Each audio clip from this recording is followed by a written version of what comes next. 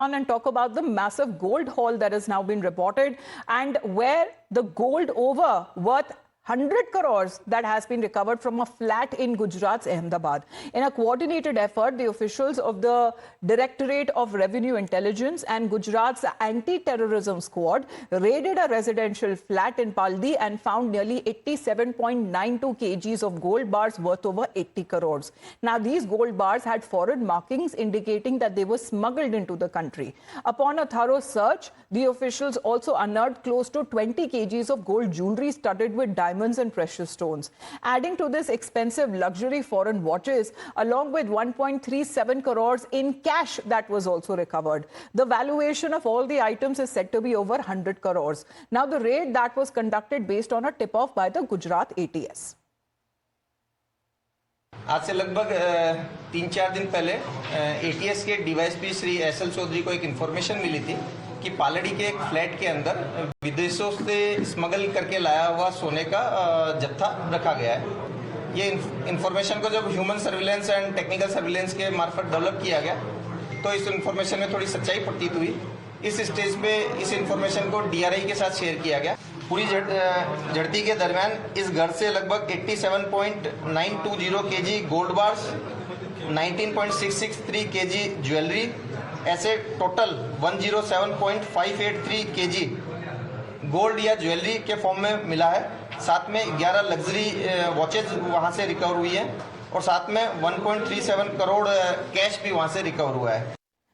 हितेन हमारे साथ जुड़ रहे हैं। हितेन, जरा जानकारी दीजिए कार्रवाई की जो गुजरात एटीएस और डीआरआई की तरफ से करी गई, इसके पीछे आखिरकार कौन है और कौन इतना सोना छुपाकर अपने घर पे रखे हुए थे? ये फ्लैट में बताया जा रहा है जहां पर ये रेड्स की गई थी। देखिए, महेंद्र शाह और मेघ शाह ये दोनों पिता पुत्र की जोड़ी है जो मुंबई में रहते हैं, शेयर मार्केट के लिए स्टॉक ब्रोकर का काम करते हैं। हालांकि एटीएस के सोर्सेज का ये कहना है कि उनकी कुंडली जब खंगाली गई तब ये पता चला कि ये दोनों पिता पुत्र सेल कंपनियां खड़ी करते थे और सेल कंपनी के स्टॉक्स बढ़ाकर लोगों को इन्वेस्ट कराकर ये पूरा का पूरा स्कैम जो है वो किया करते थे। हालांकि पूरी की पूरी ब्लैक मनी थी। एटीएस का कहना है कि जितना सोना बरामद हुआ है उसमें से करीब 50% से 70% सोना जो है वो विदेश का था। तो विदेश से सोना कैसे वो भारत पहुंचाते थे, क्योंकि जिस फ्लैट में एटीएस की छापेमारी हुई थी, एटीएस और डीआरआई की जॉइंट ऑपरेशन में छापेमारी हुई थी, वो फ्लैट सिर्फ 2 महीने पहले किराए पर लिया गया था, रेंट पर लिया गया था। तो अब ये सब कुछ जांच का विषय है। हालांकि पिता पुत्र अब तक हाथ नहीं आए हैं एजेंसीज के। डीआरआई ने एक केस दर्ज करके अब आगे इन्वेस्टिगेशन बढ़ाने का काम जो है वो शुरू कर दिया है। डीआरआई मुंबई में भी दोनों पिता पुत्र की खोज कर रही है। तो दूसरी ओर गुजरात एटीएस भी इस पूरे मामले में आगे अपने जो लिंक्स है वो खंगाल रही है, तफ्तीश भी आगे बढ़ा रही है। अगर कुछ और प्राप्त होता है तो कहीं ना कहीं आगे भी जो है छानबीन इसी तरह की रेड जो है वो की जा सकती है। लेकिन सबसे बड़ी बात है कि 100 करोड़ की रिकवरी जो उस एक फ्लैट से हुई थी।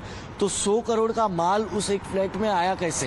हालांकि महेंद्र शाह जिसने अपने नाम पर उस फ्लैट को रेंट पे लिया हुआ था, 104 नंबर के फ्लैट को, उसी बिल्डिंग के 4th फ्लोर पर उसकी बेटी भी रहती है। जब उसकी शादी हुई, विदाई हुई, तो वो अहमदाबाद के उस अपार्टमेंट में शिफ्ट हुई अपने हस्बैंड के साथ। इसीलिए महेंद्र शाह ने एक शातिर दिमाग लगाकर उसी अपार्टमेंट के 1st फ्लोर पर एक फ्लैट जो है वो रेंट पर ले लिया। लेकिन एटीएस के सोर्सेज का ये भी कहना है कि उसी अपार्टमेंट के कुछ लोग भी जो है पुलिस के पास शिकायत करने गए थे कि इस फ्लैट में लोगों का आना जाना बहुत है, जो संदिग्ध लोग नजर आते, क्योंकि ये पिता पुत्र कभी उस फ्लैट में पहुंचे नहीं।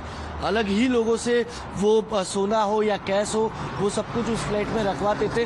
तो अब ये सब कुछ जांच का विषय है, किस तरह से विदेश से ये सोना यहाँ आया गया, जो कैश बरामद हुआ है, जो इंटरनेशनल वॉचेस बरामद हुई है, एक घड़ी की कीमत सवाल अभी भी उठते हैं जहां तक अगर ये जिस तरीके से अगर ये स्मगलिंग का रैकेट था, ये और बड़ा कोई सिंडिकेट या नेक्सस था, उसकी छानबीन अभी भी जारी है on part of Gujarat ATS and also the DRI. Hiten, आपका बहुत बहुत धन्यवाद हमारे साथ जुड़ने के लिए। With that we head into a short break.